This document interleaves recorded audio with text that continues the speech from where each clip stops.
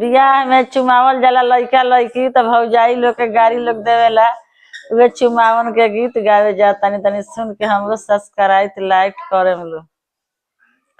हमरो भाभी गोर बारी रसीली जवान हो चुमाल भाभी बबुआ के आइल बाहर हो चुमाल भाभी बबुआ के।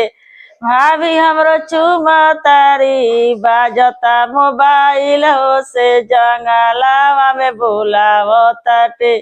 भाभी के यार हो से बान्हवा पर बोलावतारे। भाभी के यार हो से चेवरा में बोलौले बारे।